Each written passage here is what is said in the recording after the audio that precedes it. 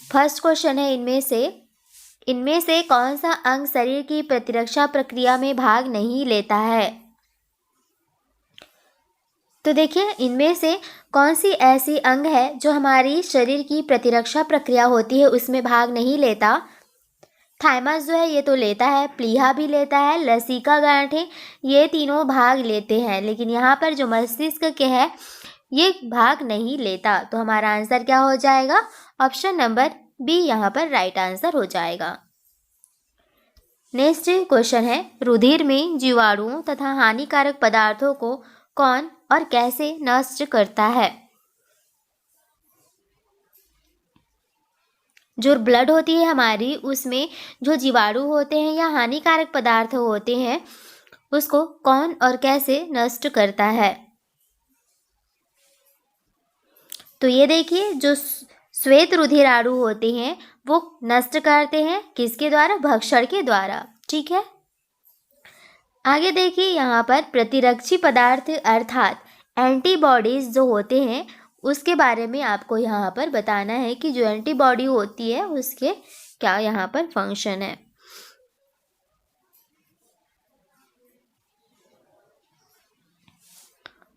तो देखिए, जो एंटीबॉडी होती है वो प्रतिजन को निष्क्रिय करने वाले पदार्थ होते हैं। नेक्स्ट क्वेश्चन है, भक्षी कोशिकाओं का कार्य करने वाली यकृत या जिगर कोशिकाएं हैं।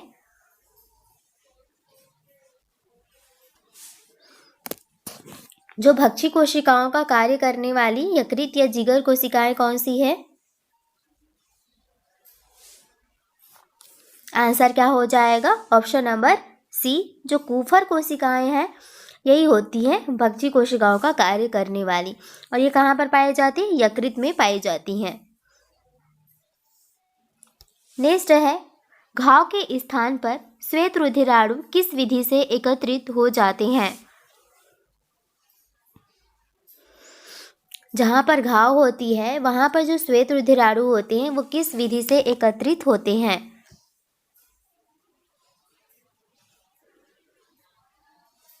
आंसर क्या हो जाएगा इसका? ऑप्शन नंबर डी, कणिका पारण द्वारा।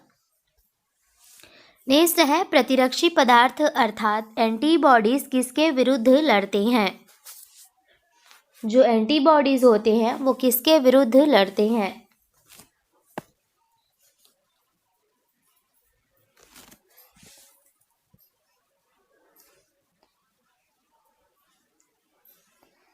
तो देखिए, आंसर क्या हो जाएगा? यहाँ पर आंसर हो जाएगा ऑप्शन नंबर सी, संक्रमण। जो प्रतिरक्षी पदार्थ होते हैं या एंटीबॉडीज होते हैं वो संक्रमण से के विरुद्ध लड़ते हैं। नेक्स्ट क्वेश्चन है यहाँ पर, सक्रिय प्रतिरक्षण का अर्थ क्या है? सक्रिय प्रतिरक्षण का अर्थ यहाँ पर बताना है।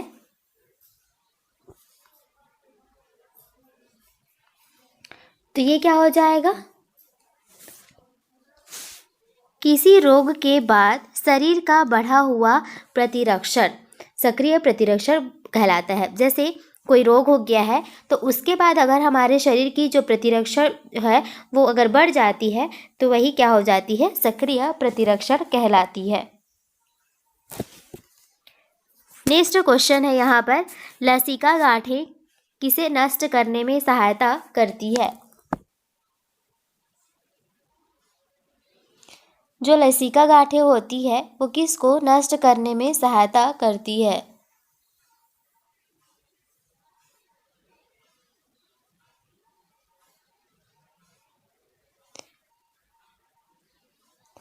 आंसर क्या हो जाएगा इसका? 8th नंबर का जो आंसर है वो यहाँ पर होने वाला है ए, संक्रमण जीवाणुओं को। जो लसिका गांठें होती है वो संक्रमण जीवाणुओं को नष्ट करती है। नेक्स्ट क्वेश्चन है, भोजन के साथ शरीर में पहुंचने वाले रोगाणु कैसे नष्ट किए जाते हैं? हम जो भोजन करते हैं उसके साथ यदि कोई रोगाणु होते हैं वो अगर हमारे शरीर में प्रवेश कर जाते हैं तो वो किस प्रक्रिया के द्वारा नष्ट किए जाते हैं?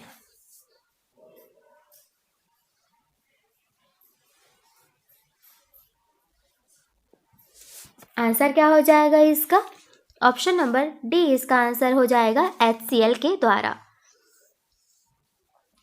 नेक्स्ट है, हमारे शरीर में इनमें से किस अंग में किन कोशिकाओं द्वारा प्रतिरक्षी पदार्थ अर्थात एंटीबॉडी बनाए जाते हैं?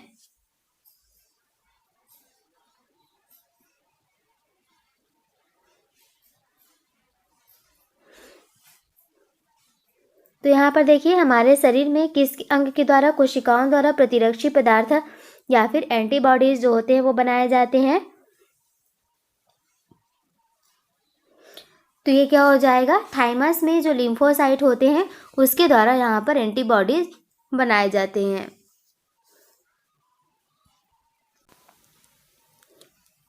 नेक्स्ट क्वेश्चन है, चेचक के टीके से शरीर में पहुंचाते हैं, जो चेचक के लिए टीका लगाया जाता है उसको शरीर में किस तरीके से पहुंचाया जाता है?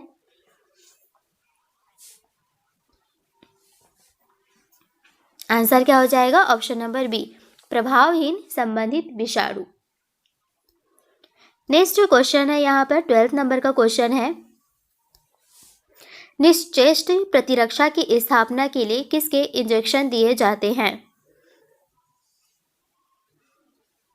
निश्चेष्ट जो प्रतिरक्षा होती है उसकी स्थापना के लिए किसका इंजेक्शन यहाँ पर दिया जाता है? तो यहाँ पर जो एंटीबॉडीज होती है इसका इंजेक्शन यहाँ पर लगाया जाता है। नेक्स्ट क्वेश्चन है, स्तनियों में किसका विशेष संबंध रोगाणुओं के प्रति सुरक्षा से होता है?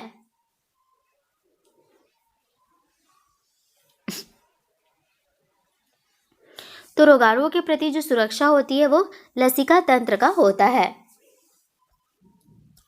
नेक्स्ट, यहाँ पर जो कुफर कोशिकाएं होती है यकृत की, इसका संबंध जो है वो किससे होता है? तो यहाँ पर जो कुफर कोशिकाएं रहती है इसका संबंध होता है फैगोसाइटोसिस से। ऑप्शन नंबर सी यहाँ पर राइट आंसर होगा। नेक्स्ट क्वेश्चन है, एंटीबॉडीज होते हैं, तो जो एंटीबॉडी होते हैं जिसको इंजेक्शन के द्वारा हमारे शरीर में पहुंचाया जाता है, ये क्या होते हैं? एक तरीके की ये होते हैं प्रोटीन्स। नेक्स्ट क्वेश्चन है, श्वेत रुधिराणु का कार्य क्या है? दो तरीके की रुधिराणु होते हैं, एक तो होता है श्वेत होता है और दूसरी होती है रेड।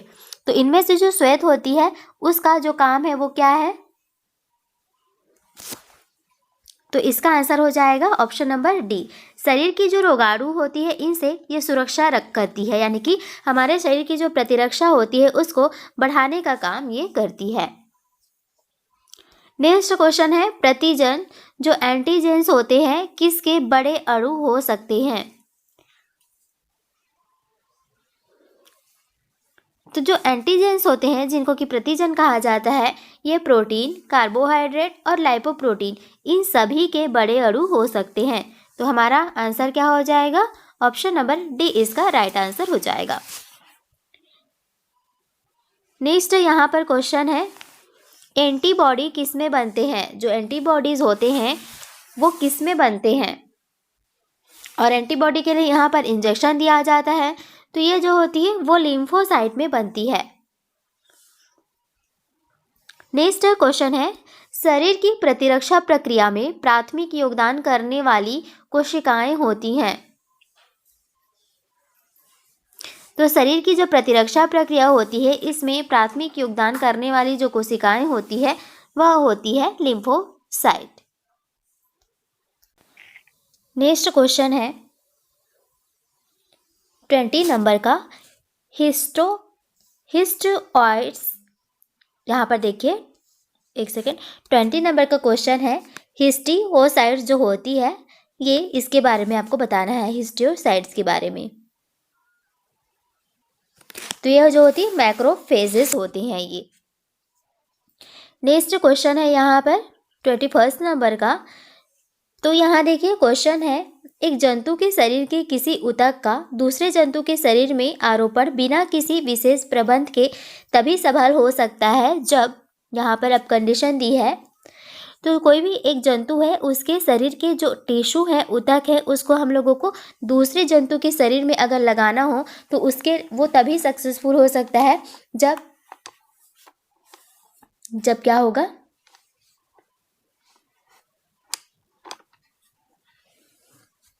तो देखिए इसका आंसर क्या हो जाएगा, इसका आंसर हो जाएगा ऑप्शन नंबर डी। यानी कि यहाँ पर लिखा हुआ है अंतः प्रजात वंश के एक चूहे की त्वचा का आरोपण इसी वंश के दूसरे चूहे पर कर रहे हैं तभी। ठीक है, नेक्स्ट क्वेश्चन है यहाँ पर, निम्नलिखित में ट्रैंक्विलाइजर है, जो ट्रैंक्विलाइजर है वो उसके बारे में आपको बताना है। तो क्या हो जाएगा, इक्वेनिल। नेक्स्ट क्वेश्चन है, किस औषधि के प्रयोग से दृष्टि भ्रम होता है।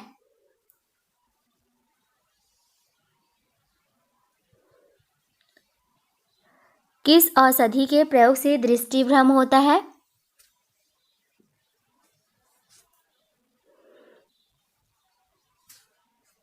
क्या हो जाएगा इसका आंसर, LSD। LSD इसके प्रयोग से दृष्टि भ्रम होता है। नेक्स्ट क्वेश्चन है यहाँ पर, विज्ञान की वह शाखा जिसमें जेनेटिक इंजीनियरिंग के माध्यम से मानव जाति के सुधार का अध्ययन किया जाता है।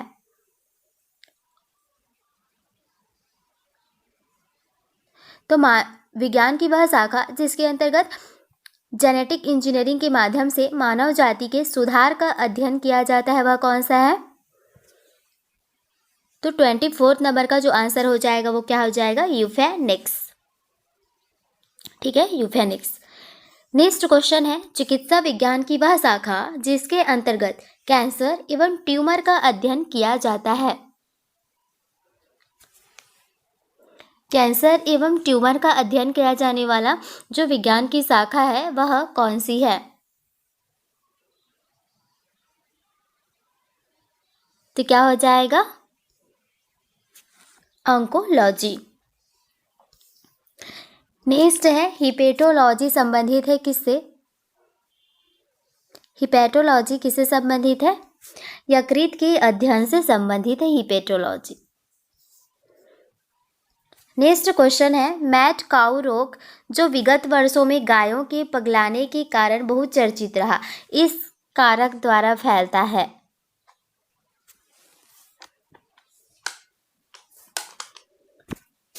तो यहाँ पर देखिए जो मैड काऊ रोग है वो किस कारण से फैलता है।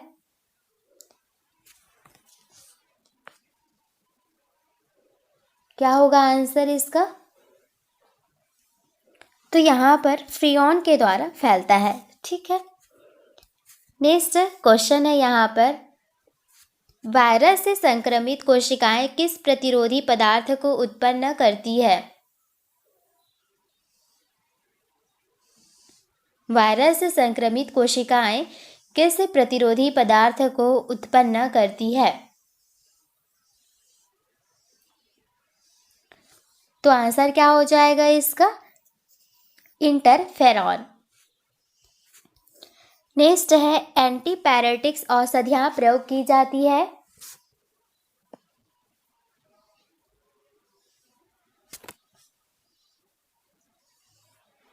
एंटीपैरेटिक्स जो औषधियां हैं वो किस में प्रयोग की जाती है। तो ये क्या हो जाएगा, दर्द तथा बुखार उतारने में। ठीक है, अगर दर्द हो और बुखार हो तो उसके लिए इसका प्रयोग किया जाता है। नेक्स्ट अब क्वेश्चन की बात करें, वे पदार्थ जो प्रतिरोधी सूक्ष्म जीवों का विकास रोक देते हैं वह क्या कहलाती है।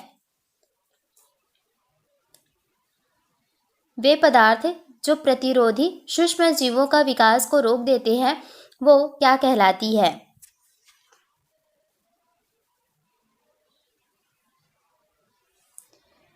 तो आंसर क्या हो जाएगा इसका, 30 नंबर का जो आंसर हो जाएगा वो हो जाएगा एंटीसेप्टिक।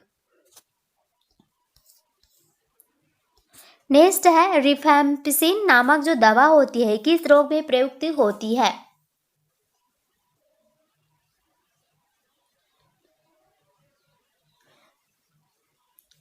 रिमैप्सिन जो नामक दवा होती है वो किस में प्रयुक्त होती है?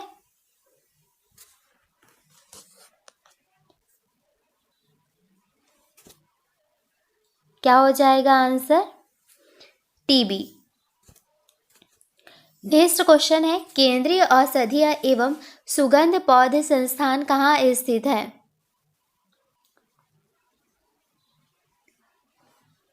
केंद्रीय औषधीय एवं सुगंध पौधे संस्थान जो है वो कहाँ पर स्थित है?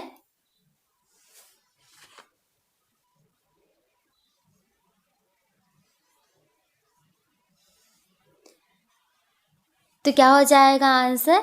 32 नंबर का जो आंसर होगा वो लखनऊ में स्थित है।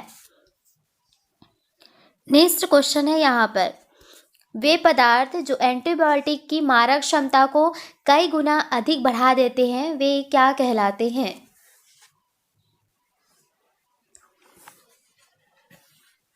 वे पदार्थ जो एंटीबायोटिक की मारक क्षमता को कई गुना अधिक बढ़ा देते हैं वो क्या कहलाते हैं? वो कहलाते हैं बायो इनहेंसर। नेक्स्ट है यहाँ पर, फिनाइल जो होता है वो किस वर्ग का औषधि है?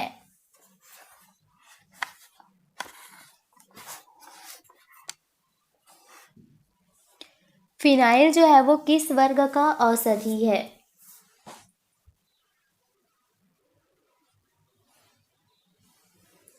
आंसर क्या हो जाएगा इसका? 34 का नंबर का जो आंसर हो जाएगा, डिसइंफेक्टेंट का जो है औषधि होता है, डिसइंफेक्टेंट वर्ग का औषधि है। नेक्स्ट क्वेश्चन है, परिसंचरण तंत्र में रक्त के थक्के का पता लगाने में किस आइसोटोप का प्रयोग किया जाता है?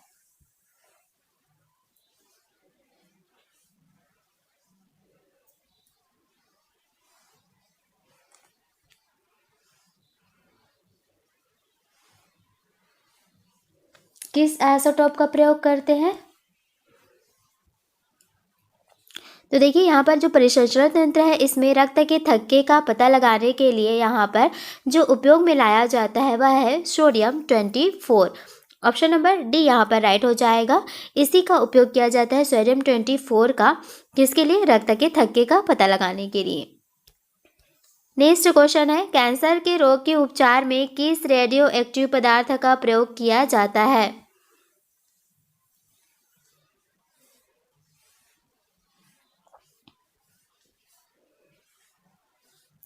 कैंसर के रोग के उपचार में कौन से रेडियो एक्टिव पदार्थ का यहाँ पर प्रयोग किया जाता है? तो वह हो जाएगा कोबाल्ट 60। नेक्स्ट है, न्यूक्लियर मेडिसिन के ट्रेजर सिद्धांत के लिए 1944 में किसे चिकित्सा का नोबेल पुरस्कार प्रदान किया गया था?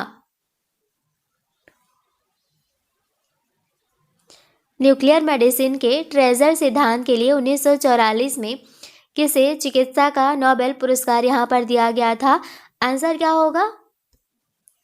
जॉर्ज हेवेसी। नेक्स्ट, पृथ्वी तथा पुरानी चट्टानों की आयु ज्ञात करने में किस समस्थानिक का प्रयोग किया जाता है?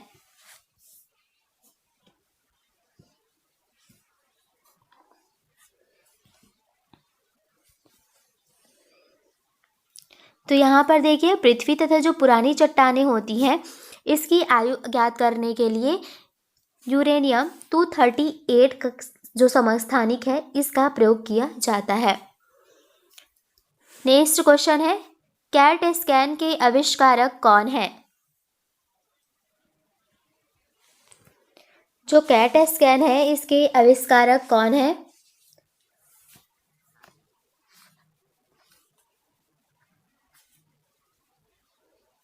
आंसर क्या हो जाएगा? इसका आंसर हो जाएगा ऑप्शन नंबर ए, हॉन्स एवं कार्मिक फील्ड। नेक्स्ट क्वेश्चन है, इनमें से कौन सा अंग शरीर की प्रतिरक्षा प्रक्रिया में भाग नहीं लेता है? इनमें से हमारे शरीर का ऐसा कौन सा अंग है जो प्रतिरक्षा प्रक्रिया में भाग नहीं लेता?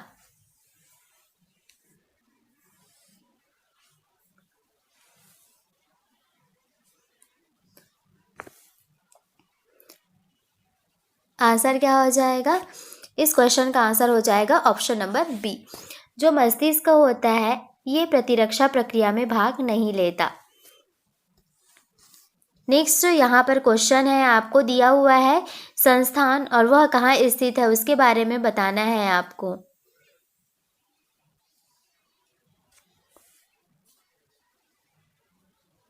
तो इसका आंसर क्या हो जाएगा?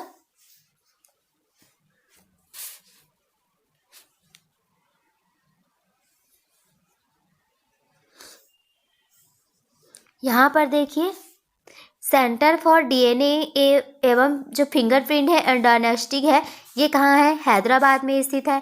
तो फिंगरप्रिंट का रिलेशन बिल्कुल सही हैदराबाद में है। राष्ट्रीय मस्तिष्क अनुसंधान केंद्र ये गुड़गांव में है, तो ये भी सही है। तो ये दोनों ऑप्शन नंबर सेकेंड और थर्ड यहाँ पर राइट आंसर हो जाएंगे। तो ऑप्शन नंबर सी इसका राइट आंसर है। नेक्स्ट यहाँ पर सूची 1 और सूची दी हुई है, यहाँ भी इसमें मिलान करना है और फिर बताना है आपको।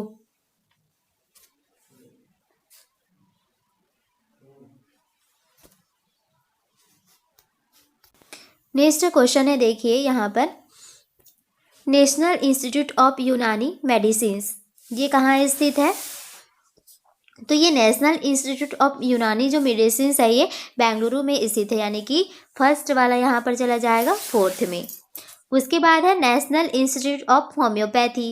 तो नेशनल इंस्टीट्यूट ऑफ होम्योपैथी कहाँ पर है? तो ये है कोलकाता में, तो ये फर्स्ट में चला गया। और अब थर्ड यहाँ पर नेशनल इंस्टीट्यूट ऑफ आयुर्वेद, यह कहाँ है? ये है जयपुर में। और लास्ट यहाँ पर नेशनल इंस्टीट्यूट ऑफ सिद्ध, ये कहाँ पर है? चेन्नई में। ठीक, तो इसके अकॉर्डिंग जो आंसर हो जाएगा 4, 1, 2, 3 यानी कि ऑप्शन नंबर सी यहाँ पर राइट आंसर हो जाएगा। एक बार इसको नोट कर लीजिए और देख लीजिए फिर से ये वाला क्वेश्चन है। आगे बढ़ते हैं अब। निम्नलिखित में से कौन सा सुमेलित नहीं है? यहाँ पर कौन सा सुमेलित नहीं है? तो आंसर क्या हो जाएगा इसका? जो एंटीबायोटिक्स है इसका क्विनान से कोई भी रिलेशन नहीं है, तो ये इसी का राइट आंसर हो जाएगा क्योंकि यहाँ पर सुमेलित नहीं है पूछा है। नेक्स्ट क्वेश्चन है, निम्नलिखित में से कौन सा सुमेलित नहीं है? तो जो एस्पिरिन है ये प्रतिरोधी नहीं है, ठीक है। तो ये जो होता है ज्वारनाशक होता है, ठीक। एस्पिरिन भी, तो ये सी इसका आंसर राइट आंसर हो जाएगा। यहाँ पर भी सूची दी हुई है, सूची 1 को सूची 2 से यहाँ पर आपको मिलाना है। तो सबसे पहले देखिए ये गोनोरिया, गोनोरिया जो है इसका रिलेशन किससे हो जाएगा? नीसेरिया से। सेकेंड है जेनाइटल हर्पीस, जेनाइटल हर्पीस का रिलेशन हर्पीस सिम्प्लेक्स से हो जाएगा। ट्राइकोमोलियासिस, ट्राइकोमोलियासिस का रिलेशन वायरस से हो जाएगा। और एड्स, सॉरी देखिए यहाँ पर मैंने एक रॉन्ग कर दिया है, फिर से देखते हैं। गोनोरिया किससे रिलेशन है? नीसेरिया से रिलेशन हो जाएगा। और जेनाइटल हर्पीस का रिलेशन यहाँ पर हर्पीस सिम्प्लेक्स से हो जाएगा। और फिर यहाँ पे ट्राइकोमोलियासिस, इसका रिलेशन ट्राइकोमोनास से हो जाएगा। सेम वर्ड दिख रहा है। एड्स का रिलेशन एक एड्स वायरस से होने वाला रोग है और सिफिलिस ट्रैपोनीमा से। अब याद आया? एक बार और देख लीजिए, इसका जो क्वेश्चन है उसको एक बार पढ़िए और यहाँ पर जो ऑप्शन राइट आंसर हो जाएगा वो मैं बता देती हूँ। ऑप्शन नंबर बी इसका राइट आंसर हो जाएगा यहाँ पर। और ये इसका क्वेश्चन है, स्क्रीनशॉट ले लीजिए या तो नोट कर लीजिए। ऑप्शन नंबर बी राइट है।